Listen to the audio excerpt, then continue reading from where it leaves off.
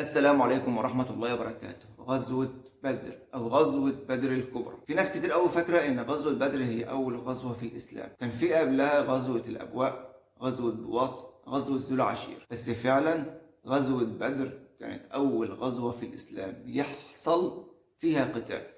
إنما الأبواء وبواط وذو العشير لم يحصل فيها قتال ما بين المسلمين والمشركين. غزوة بدر كانت صبيحة الاثنين 17 رمضان سنة 2 هجرية 13 مارس سنة 624، وكانت في أرض بدر. بعد الأمر بالجهاد في العهد النبوي عرف المسلمين بأن في قافلة تحمل أموال عظيمة للمشركين جاية من الشام بقيادة أبو سفيان، فانتدب النبي صلى الله عليه وسلم أصحابه للخروج، وتعجل بمن كان مستعد للخروج من غير ما يستنى باقي أصحاب النبي صلى الله عليه وسلم. يعني خروج النبي صلى الله عليه وسلم ما كانش بكامل الطاقم بتاعه العسكري، هما بس خرجوا علشان ياخدوا القافلة اللي كانت ماشية من الشام متجهة لمكة. خرج النبي صلى الله عليه وسلم ومعاه 317، معاه من الأنصار 240 أو أزيد من 240 حاجات بسيطة، وما كانش معاهم غير فرسين 2 و70 بعير يتعاقبون على ركوبها، واحد يركب شوية وينزل والتاني يركب مكانه وهكذا. وعرف أبو سفيان بخروج المسلمين فاتخذ طريق الساحل وبعت علشان يستنفر أهل مكة، واستعدت قريش عشان تخرج تدافع عن القافلة بتاعتها، وحشدت كل طاقتها ولم يتخلف إلا القليل. عشان شافت في الكلام ده حاطة لمكانتها وكرامتها، وعلشان هيبتها ما تروحش في وسط القبائل. وكان عددهم نحو 1000 مقاتل معهم 200 فرس. وقبل بداية المعركة ظهرت الخلافات في جيش المشركين لما عرفوا إن القافلة نجت ودخلت مكة، بين مؤيد إن هو يرجع خلاص القافلات نجت، وفين إن هو يكمل علشان يأدب المسلمين ويعلمهم الأدب. وكان الرأي المصر على القتال علشان يأدب المسلمين كان أبو جهل. ولما عرف النبي صلى الله عليه وسلم نجاة القافلة وخروج قريش علشان يقاتلوا، شاور أصحابه عامة وشاور الأنصار خاصة. تكلم أبو بكر الصديق وعمر بن الخطاب والمقداد بن عمرو بن المهاجرين وأحسنوا الكلام. فهم سعد بن معاذ مراد النبي صلى الله عليه وسلم فتكلم وأحسن الكلام، وأعجب النبي صلى الله عليه وسلم بكلامه. وأشار حباب بن المنذر أن يجعل بئر ماء بدر في خلف وهم قدامه،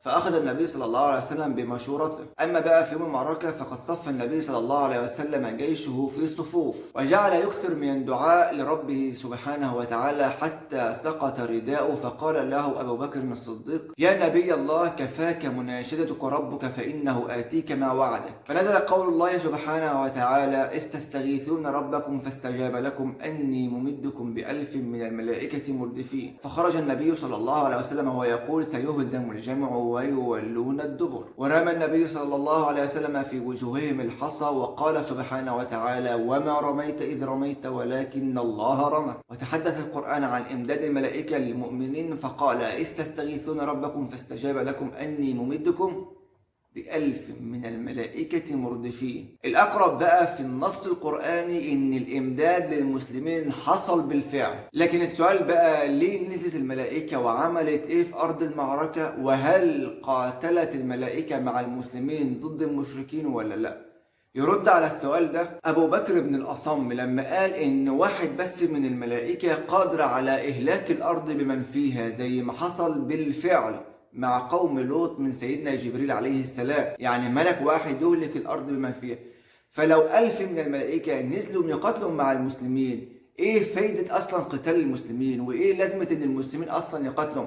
ما الملائكة هتخلص الموضوع ده على طول. ولو حصل إن الملائكة 1000 نزلوا مع المسلمين وهم 300، فكده يبقوا هم 1300. يبقى كده في خلل في الآيات لما ربنا سبحانه وتعالى بيقول: ويقللكم في أعينهم. إنما نزول الملائكة مع المسلمين كان فيه صورة من صور الرعب للمشركين، ولم ينقل إن هم مسكوا السلاح وقتلوا مع المسلمين في أي نص يدل على إن هم قتلوا بالفعل. نيجي بقى للسؤال الثاني: هل إبليس كان موجود في أرض المعركة مع المشركين؟ في روايات بتقول إن إبليس شارك في يوم بدر مع المشركين، ولكنه كان في صورة سراقة بن مالك، ولم يفارقهم منذ خروجهم من مكة. فلما رأى إبليس ما يفعله الملائكة فر ونكص على عقبيه، ومسك وتشبت به الحارث بن هشام ويظنه سراقة، فدفعه إبليس من صدره وفر ثم نزل إلى البحر وهو يقول إني أرى ما لا ترون إني أخاف الله والله شديد العقاب. فإبليس كان حاضر مع المشركين يوم بدر مش برضه عشان يقاتل، لكن عشان يبث في صدورهم روح النصر وعشان ينهوا على الإسلام وأتباع الإسلام. ربنا سبحانه وتعالى بيقول إن الشيطان لكم عدو فاتخذوه عدوا إنما يدعو حزبه ليكونوا من أصحاب السعير. نيجي بقى النتائج